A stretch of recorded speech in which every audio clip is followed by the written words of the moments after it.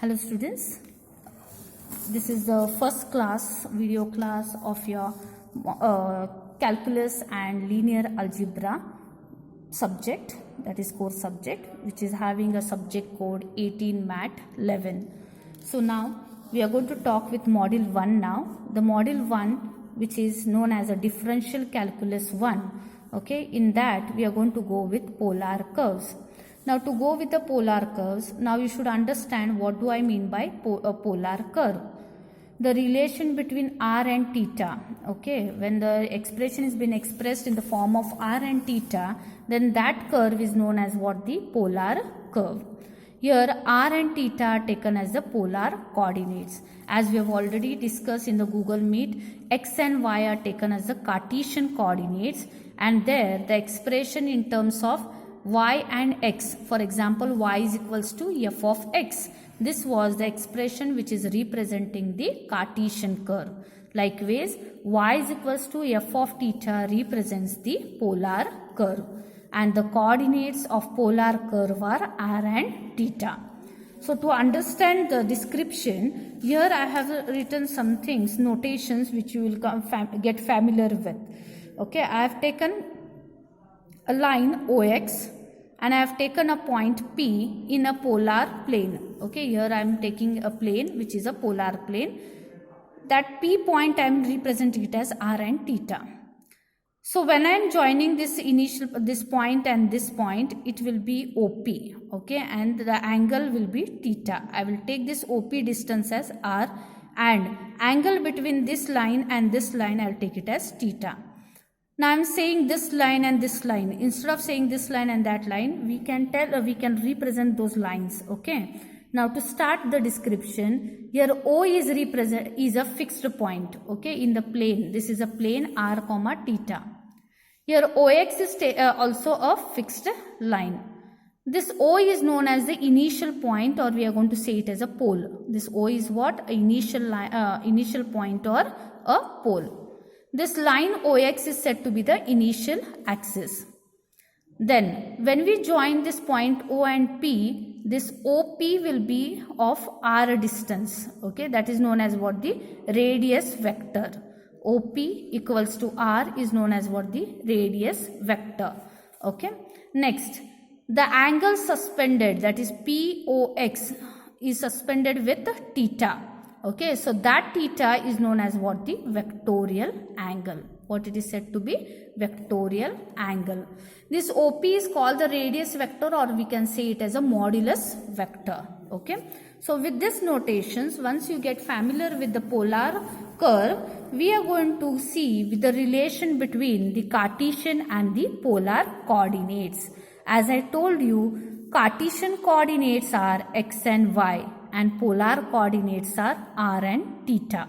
So to express now Cartesian coordinates in terms of polar, okay, or polar into Cartesian, we are having from our back knowledge, x is known as a Cartesian, y also is known as a Cartesian. Now these Cartesian coordinates are expressed in terms of polar coordinate as x equals to r cos theta and y is equals to r sin theta.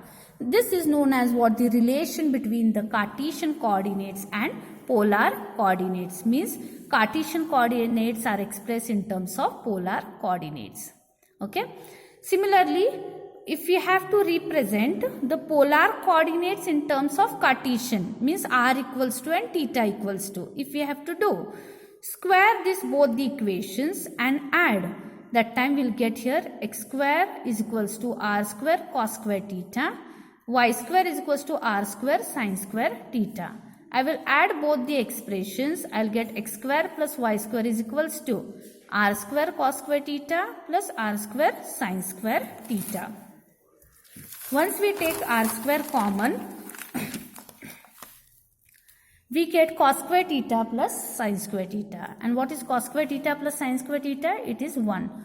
1 into r square is r square. So r is equals to root of x square plus y square. This is what r expressed in terms of Cartesian. Similarly, now we'll see for theta how to express. I will divide equation 2 by equation 1. Okay, I will divide equation 2 by equation 1. So that is y by x is equals to r sin theta upon r cos theta. R will get cancelled. Sin by cos is tan. So theta is equals to tan inverse of y by x. This way we are expressing the polar coordinates in terms of Cartesian. Okay, so this way these are the relations between the both. So next we are going to go with a very important derivation which comes many times in the exam. So this is a very important relation and you cannot omit this because every problem is dependent upon this concept only. Okay, so you have to remember the last expression to solve for the problems. So to start to derive this, what is a derivation? First you should understand. We have to find the derivation of angle between the radius vector and the tangent. Now as I have told in the previous part, what is radius vector? I said, suppose this is a polar curve, that is r is equals to f of theta. I will consider a point on this polar curve, that is p of r comma theta. Okay, and this is my initial line. I am observing, I am imagining OX, I'll take it as the initial line. O is the initial point, or we can see it as pole. If I join OP, then this is going to be R, that is the radius vector. Okay, I have already told to you all.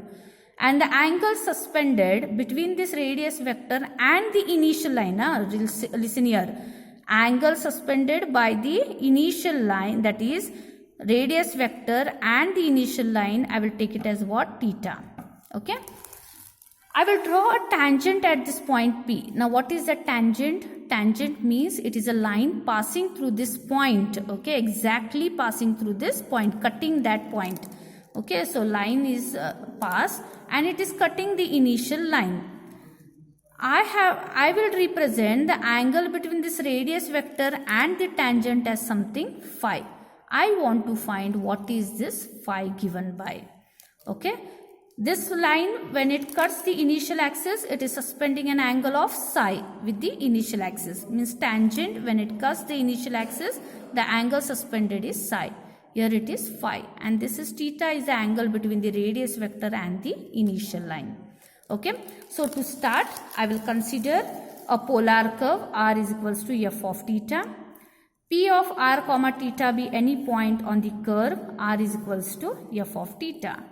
Therefore, angle XOP is how much? Theta. And OP is equals to what? R, because OP will be joined. Okay. I am drawing a tangent PL, okay, to the curve at P, suspending an angle of psi.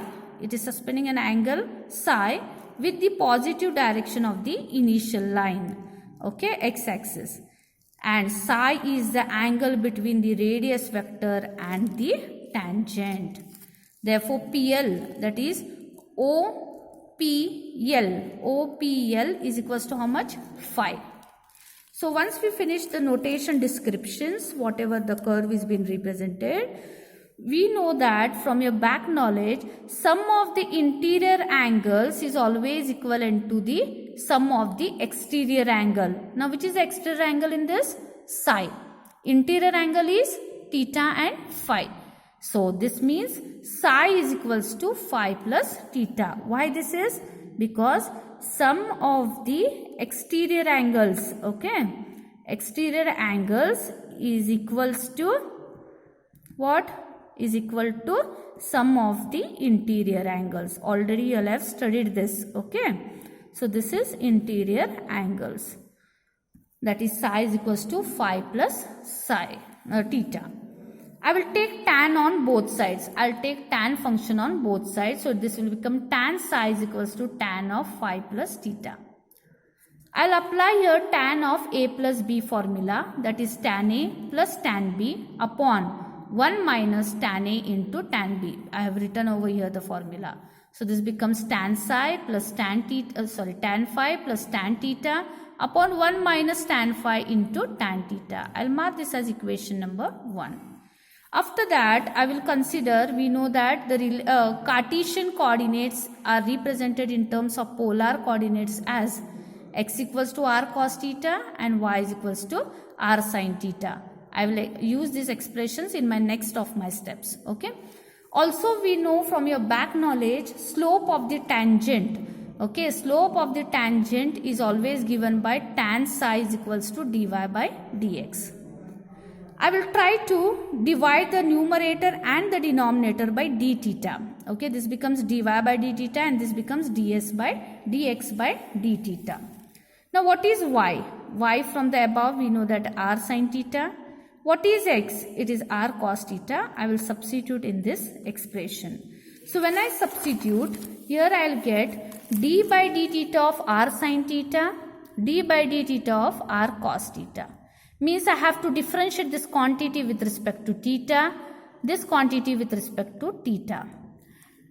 Here r is a function of theta because polar curve is always represented as r is equals to f of theta. Here r is one function of theta and sin theta is also a function of theta. What is the sign between them? It is into. So we are going to apply u into v rule. So r as it is, derivative of sin theta is cos theta plus sin theta as it is, derivative of r with respect to theta is dr by d theta. Similarly, in the denominator, r is a function of theta, cos theta is also a function of theta and sign between them is into. So I need to apply u into v rule. R as it is, derivative of cos theta is minus sin theta plus cos theta as it is, derivative of r with respect to theta is dr by d theta. Hence, r cos theta plus sin theta, here dr by d theta I will represent it as r dash. This is minus r sin theta. Dr by d theta is r dash cos theta. Okay. So, hence, I will divide the numerator and the denominator by r dash cos theta. For each term, since plus sign is there, this r dash cos theta will get splitted. So, r cos theta upon r dash cos theta plus r dash sin theta upon r dash cos theta upon minus r sin theta upon r dash cos theta plus r dash cos theta upon r dash cos theta. Cos theta will get cancelled. I am remained with r by r dash.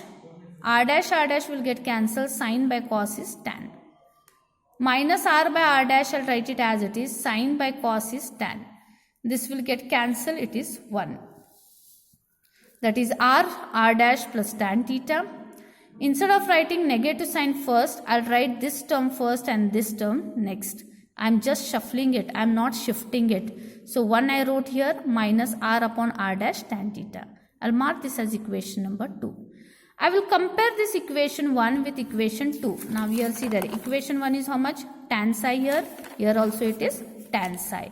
Next, here it is tan phi. Okay. Tan theta. 1 minus tan phi into tan theta. If you compare, we are getting tan phi as how much? R upon r dash. Tan phi plus tan theta upon 1 minus tan phi into tan theta. So comparing, tan phi is r upon r dash. What is r dash? It is dr by d theta.